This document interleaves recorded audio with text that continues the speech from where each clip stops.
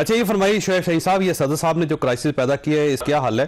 क्योंकि सदर साहब का काम है कि वो इजलास बुलाएं, अगर वो इजलास खुद नहीं बुलाएंगे तो इसका मतलब ये हुआ कि उन्होंने एक टेढ़ी ईंट रख दी है आइन में, कानून में। नहीं, बात यह है कि जो जराइम की आमाजगाह है इलेक्शन कमीशन ऑफ पाकिस्तान, उनसे तो कोई नहीं पूछ रहा कि रात के 10 बजे 12 बजे आप किसके पास चल के गए थे, और जब आपने रिजल्ट देना बंद कर दिया था और जब सब हम लोग जीते हुए थे उसको रात की तारीखी में आपने बदला दिया रिटर्निंग ऑफिसर के साथ मिलके।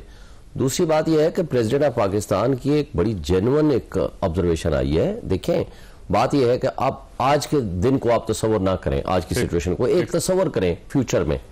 आज रिजल्ट आया, इलेक्शन कमीशन ने एक पार्टी का फैसला कर दिया, दूसरी पार्टी को अभी टिकटें देनी बाकी हैं, सीटें देनी बाकी हैं। प्रेसिडेंट ऑफ पाकिस्तान ने इजलास रखा और उसी इजलास में आपका speaker, deputy speaker, prime minister का फैसला हो गया। मुझे बता दें, क्या ये जायज और दुरुस्त इकदाम होगा? इलेक्शन कमीशन जिसकी जिम्मेदारी है कि आप उसके बारे में फैसला करें, आज आप आखिरी दिन तक लटका क्यों रहे? और आपने अभी तक सुबह कर दिया।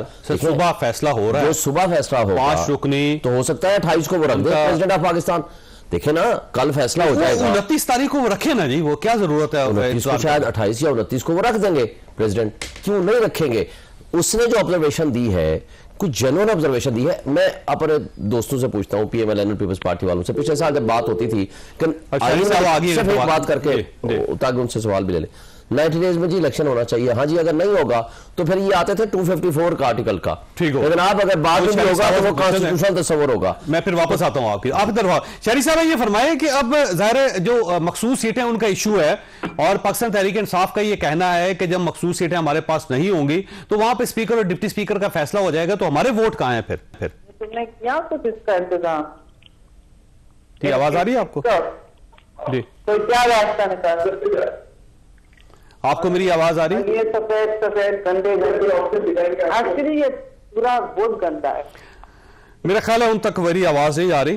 तो शेख साहब आप अपनी बात मैं ये मुकम्मल कर रहा था अपनी बात को। देखें, क्वेश्चन ये है कि जब हम अपने इन दोस्तों से पिछले साल पूछते थे तो पता क्या जवाब देते थे कि जनाब कोई भी काम अगर विदिन टाइम नहीं होता, अगर सब्सिक्वेंट भी होगा तो वो कॉन्स्टिट्यूशनल कहलाएगा, या इनका तकाजा तो जरूर है, मगर यहाँ एक जेन्युइन रीजन है। इनके पास तो कोई जेन्युइन रीजन अगर स्पीकर साहब बुला लेते हैं इजलास तो स्पीकर को अख्तियार नहीं है ना। आर्टिकल 91 में अगर आप जाएं, सब आर्टिकल 2 में, ठीक है, तो एक और क्राइसिस होगा आपका? नहीं, वो प्रेसिडेंट ऑफ, हाँ ये क्राइसिस होगा अगर ये कोई और बुला लेता है। प्रेसिडेंट ऑफ पाकिस्तान की एक जेन्युइन ऑब्जर्वेशन थी कि आप सीटों को मुकम्मल करें। जो ही सीटें मुकम्मल हो जाती हैं कल, तो उसके फौरन बाद मेरा ख्याल है प्रेसिडेंट आज खुद, क्योंकि ये डिस्क्रिशन है, ये जो कहा जा रहा है ना आर्टिकल 48 के तहत कि प्राइम मिनिस्टर अगर एडवाइस करता है तो वो पाबंद है, या वापस एक दफा भेज सकते हैं, दोबारा पाबंद है। उसका आर्टिकल 48 सब आर्टिकल 2 उसको नलिफाई करता है कि जहां डिस्क्रिशन होगी प्रेसिडेंट ऑफ पाकिस्तान की, वो अपनी पावर एक्सरसाइज करेगा।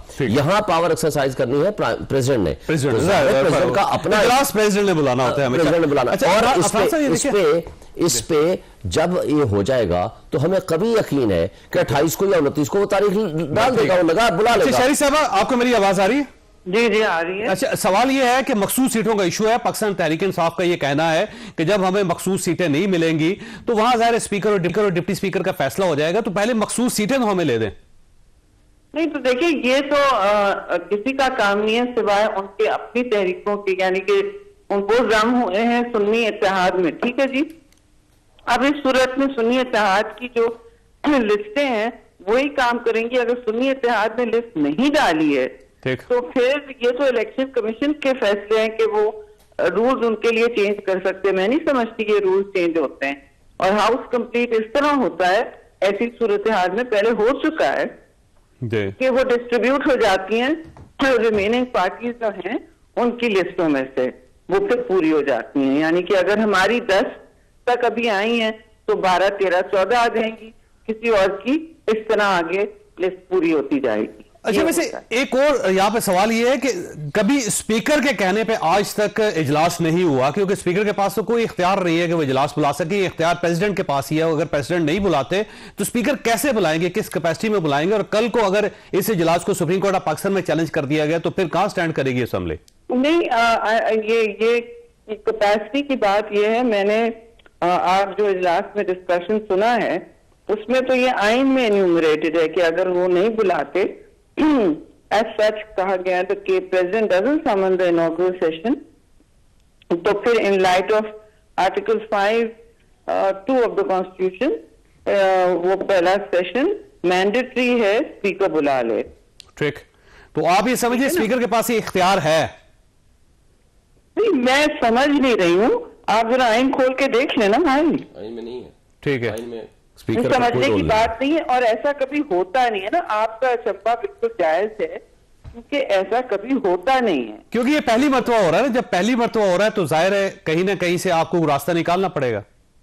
नहीं, क्योंकि आपने इस सूरत हाल में यहाँ तक कभी इतने आपने देखे ऊंच नीच हुई है पाकिस्तान में, मगर ये सूरत हाल कभी नहीं हुई कि सदर ने अपनी जिम्मेदारियों से इतने मुनहरिफ हो गए हैं। और आज पाकिस्तान में 3 रिकॉर्ड कायम हुए हैं और तीनों रिकॉर्ड ने पूरी कौम को हैरान कर दिया। पहला रिकॉर्ड पाकिस्तान के अंदर मरियम नवाज साहिबा की शक्ल में है। वो पाकिस्तान की पहली खातून चीफ मिनिस्टर है और उससे खवातीन के लिए नए रास्ते खुल गए हैं और मेरा ख्याल है ये बहुत खुशाइंद है।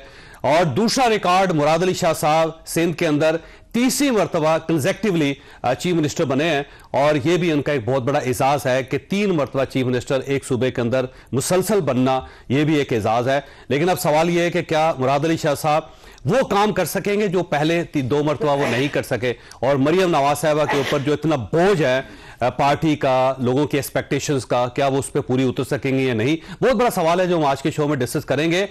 और तीसरा रिकॉर्ड सदर पाकिस्तान ने आज बनाया है, उन्होंने असेंबली का इजलास बुलाने से इंकार कर दिया है, जो एक अजीब सी बात है कि सदर का ओहदा वो इसलिए होता है कि वो सिस्टम को स्मूथ चला सके। लेकिन सदर साहब एक बहुत बड़ी रुकावट बन गए सिस्टम में। अब वो असेंबली का इजलास बुलाने के लिए तैयार नहीं, उन्होंने समरी वापस भिजवा दी, जिसके बाद शायद पाकिस्तान में पहली मरतबा स्पीकर साहब खुद इजलास बुलाएंगे। अब अगर वो खुद इजलास बुला लेते हैं तो उसकी आईनी हैसियत क्या होगी और ये जो आईनी बहरान इसे खत्म कैसे किया जा सकेगा, ये भी एक सवाल है और ये भी एक रिकॉर्ड है पाकिस्तान की हिस्ट्री में। अब पता नहीं आने वाले दिनों में नए रिकॉर्ड्स कौन कौन से बनते हैं, ये भी ज़ाहिर है हम आज के शो में डिस्कस करेंगे। हमारे साथ तशरीफ रखते हैं सेनेटर अफनानुल्लाह खान साहब और शुएब शाहीन साहब, और हमारे साथ शहरी रहमान साहबा इस वक्त पाकिस्तान पीपल्स पार्टी से ताल्लुक रखती है। अगर आप इजाजत दें तो शहरी साहबा से। शहरी साहब ये फरमाइएगा, ये बड़ा बहरान है कि सदर साहब ने समरी रिजेक्ट कर दी है, उन्होंने वापस भिजवा दी है, तो अब हमारे पास ऑप्शन क्या है? जी, इसमें कोई अभाव नहीं है।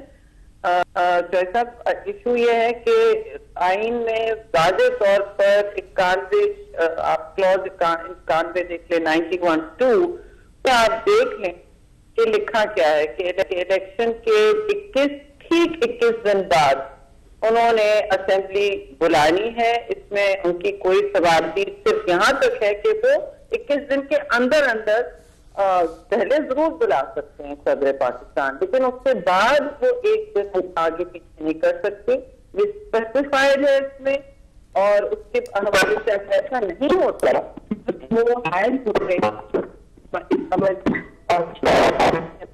आपकी आवाज नहीं आ रही, मेरा ख्याल है शायद कोई डिस्टॉर्शन आ रही है आपकी लाइन में। मैं आपको दोबारा कनेक्ट करने की कोशिश करता हूं।